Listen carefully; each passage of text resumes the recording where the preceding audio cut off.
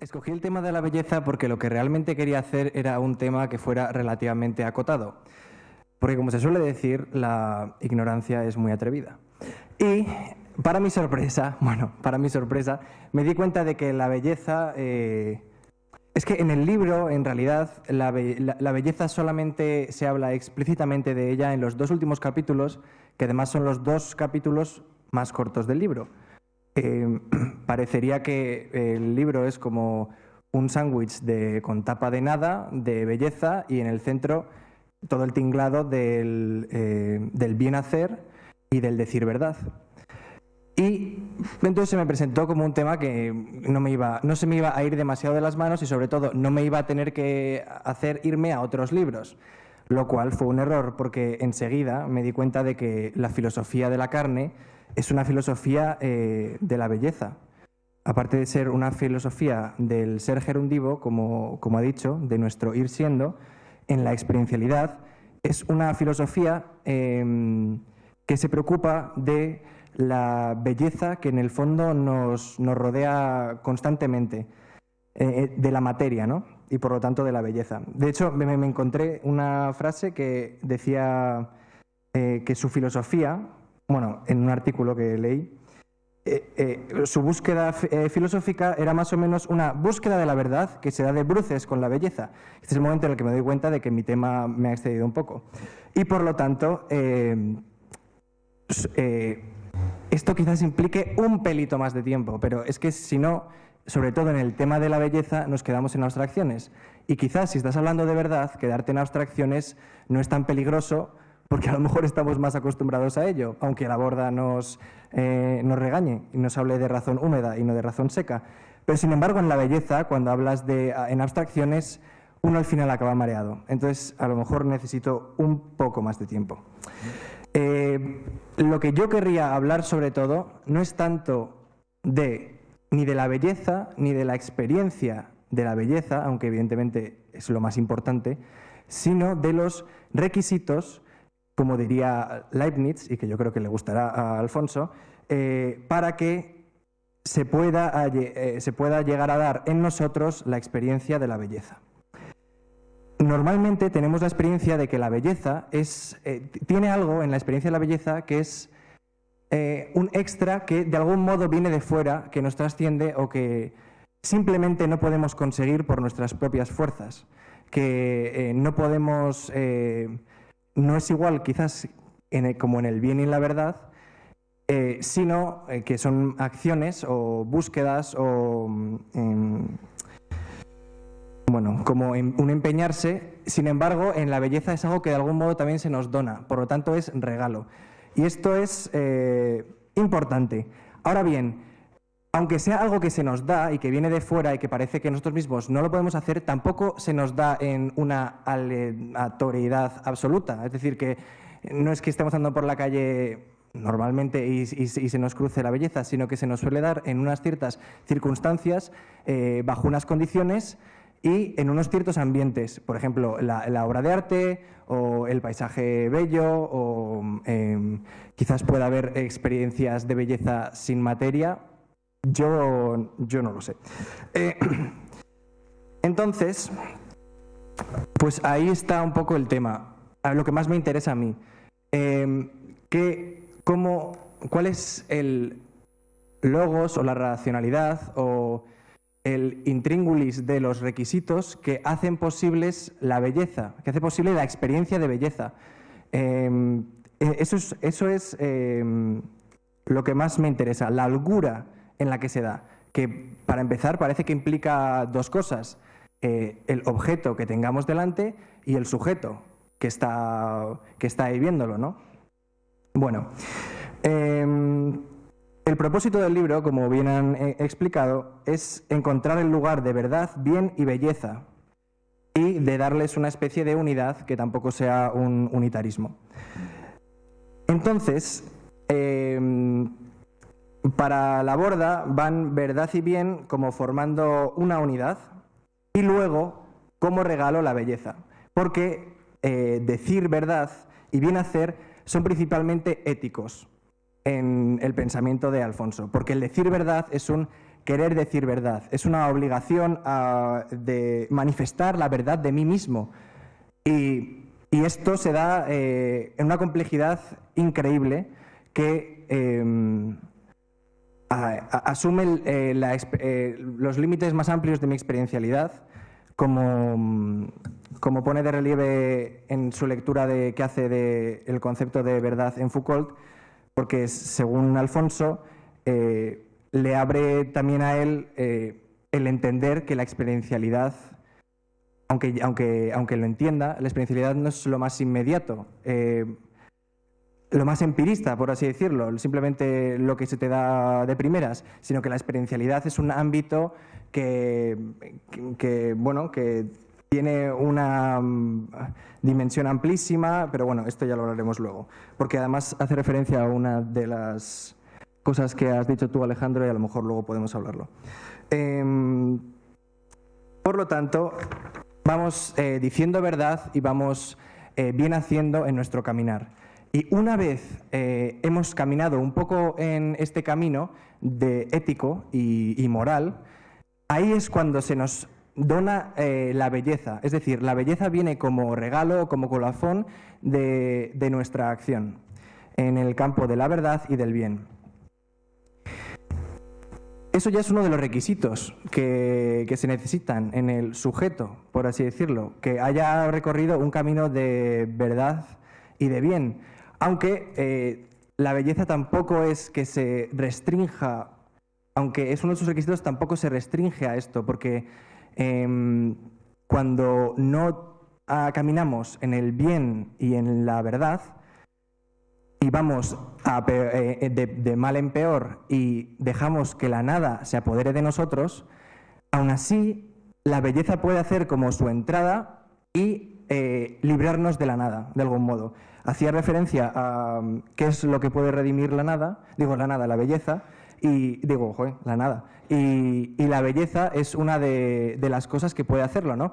Y es por esa especie de también independencia que tiene con nuestra acción, que aunque no caminemos siempre en el bien y la verdad, puede llegar y salvarnos de algún modo, aunque no lo merezcamos, aunque normalmente es cuando hemos hecho este camino, ¿no? Este es uno de los requisitos de la belleza. Bueno, hablábamos, por lo tanto, el contrapunto de esto es que cuando la nada produce ese vaciamiento, esa falla en nuestra carne, que cada vez se va incrustando más y más y más y más, separando nuestra carne, es una de las cosas que también es un requisito en el otro sentido. Ahí se hace mucho más difícil la posibilidad de la belleza. Que en un caminar que va en apeoramiento, la belleza, aunque de algún modo, como desciende de arriba abajo, se puede dar, no es algo tan normal, por así decirlo, ¿no? Bueno, vamos a intentar no decir más de estas cosas. Por lo tanto, vemos que entre las dos palabras del título del libro se da una especie de lucha, por así decirlo. No es una lucha eterna, evidentemente, porque la nada no la hay, sino que le damos existencia a nosotros, que somos criaturas mundanales que en un cierto punto de la evolución se genera este ser que es persona, que es libertad y que entonces puede darle existencia a la nada, con las consecuencias que tiene.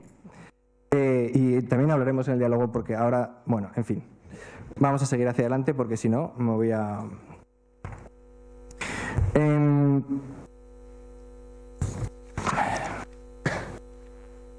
Por lo tanto, decíamos la persona, cuando llega a la evolución hasta el punto rojo, como lo llama Alfonso Pérez de la Borda, que es el ser humano, se da la persona que... La voz persona, principalmente para Alfonso, quiere hablarnos de una libertad absoluta. En el sentido de que lo podemos ver en dos actitudes que tiene las personas, y una de ellas es la creatividad en sí, ¿no? Y la creatividad de belleza, que evidentemente es muy importante aquí. Lo importante de esto es que nos demos cuenta de que sin libertad no hay belleza. Y esto va a ser importante ahora cuando veamos la obra de arte y la belleza en sí, para darnos cuenta de que tiene que haber tanto libertad, por ejemplo, en la obra de arte, tanto en el autor como en el receptor de la obra, porque si no, no se puede producir la experiencia de belleza. Aquí tenemos otro requisito de la belleza, que es la libertad. Sin libertad no hay belleza.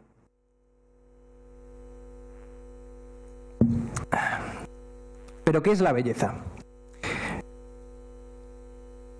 Vamos a no preguntarnos tantas cosas.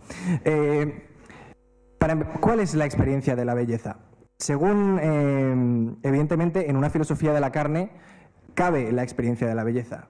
En una filosofía cientificista no cabe la experiencia de la belleza, porque una experiencialidad empirista no tiene espesor para acoger una experiencia como la de la belleza.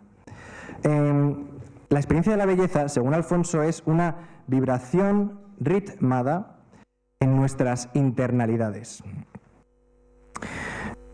¿A qué relacionamos la belleza?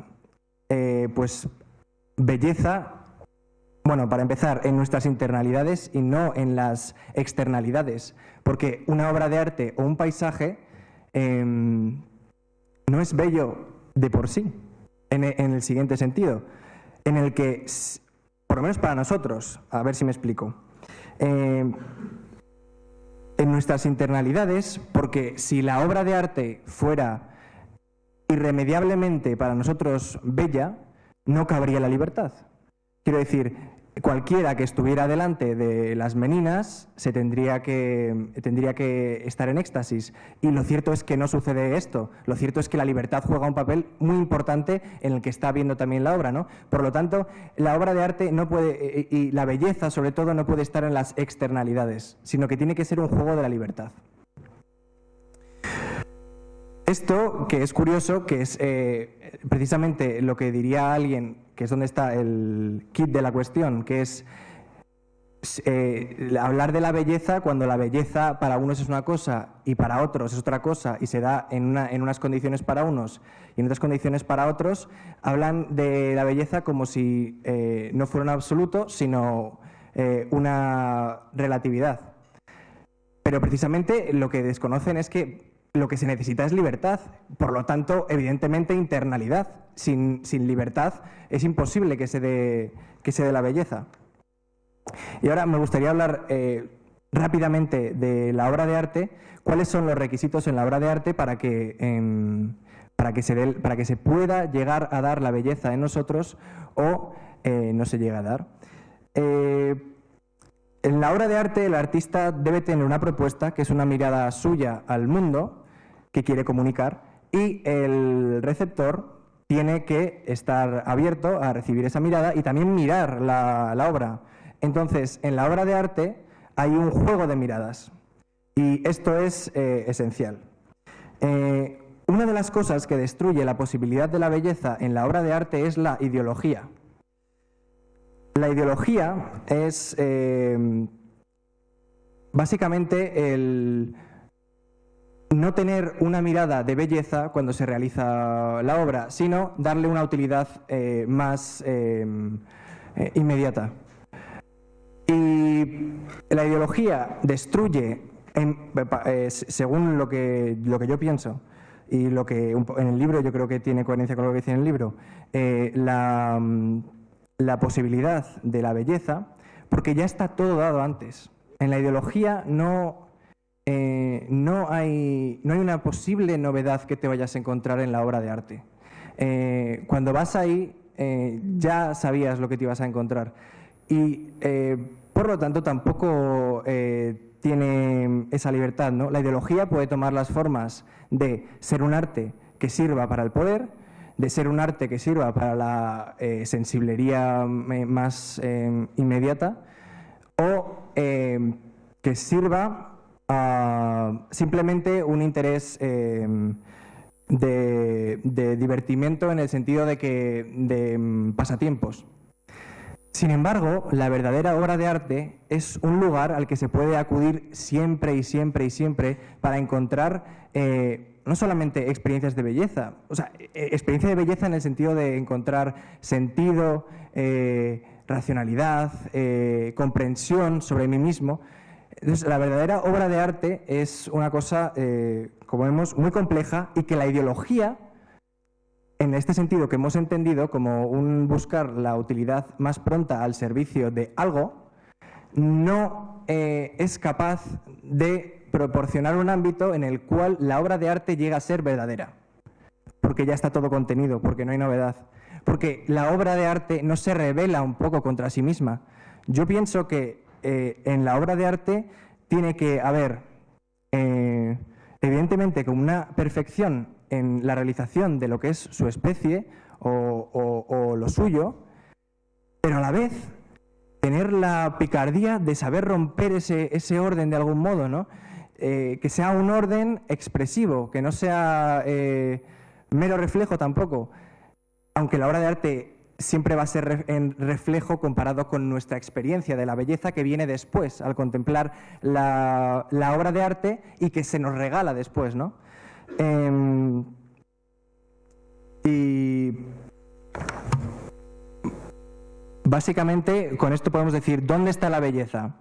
¿En el objeto material o en el veedor? Sin embargo, con todo lo que hemos dicho y con todos los requisitos, la obra de arte, la belleza, no puede estar en el objeto material, en lo externo, porque, como decíamos, la definición de la experiencia de la belleza es una vibración ritmada en nuestras internalidades, y no puede ser algo meramente externo, porque si no sería obligatorio, y todo el mundo tendría experiencia estética viendo lo mismo, lo cual es absurdo porque no cuadra con nuestra experiencia. Por lo tanto, en la belleza también se da esta libertad, ¿no? Está en el veedor, en el que ve, en las internalidades, en mí está la belleza. Y aquí es cuando se plantea el tema, que yo dejo la pregunta al aire, de que, claro, si Dios estuviera viendo todo el rato la creación, de algún modo habría belleza siempre, pero a mí... pero claro, sería para él. Es una cosa que no entiendo del todo y no sé si alguien lo consigue entender. Alfonso tampoco le da respuesta, sino que simplemente se lo pregunta y lo apunta. Y el otro día, en las charlas sobre la belleza, también lo apuntó Víctor. Pero bueno, ahora vamos hacia la belleza en mayúsculas y ya terminamos. Porque impulsados por esta experiencia de la belleza, lo que hacemos es ascender en cada vez modos de ser cada vez más profundos o cada vez más elevados en la metáfora del cono, que es una metáfora que él propone. Porque, según Alfonso, la filosofía de la carne es una filosofía de la analogía, es decir, una filosofía que puede ir ascendiendo desde nuestra experiencialidad cada vez más arriba. Todo esto, evidentemente, está sustentado en la semejanza y en la analogía, porque él la reconoce. Y... esta es la pregunta, ¿podrá nuestra mirada ir cada vez ascendiendo a más grados de modos de ser hasta toparse con una mirada que le dé ese extra con el cual pueda contemplar no solamente ya la belleza en minúscula, sino la belleza en mayúscula? Existe la belleza en mayúscula y, sobre todo, podemos conocerla, y a través de quién y cómo, con nuestra propia mirada o con la mirada de otro que nos la ceda. Todo esto son temas que están también girando alrededor de la belleza y, bueno, solamente quería decir que yo creo que la belleza es el punto de inicio, el que sostiene y el culmen de la filosofía de la carne, precisamente por la materialidad de las condiciones de posibilidad de la belleza y por precisamente la voluntad de carnalidad y de materialidad, de la sacramentalidad de la carne que tiene la filosofía de la carne de Alfonso.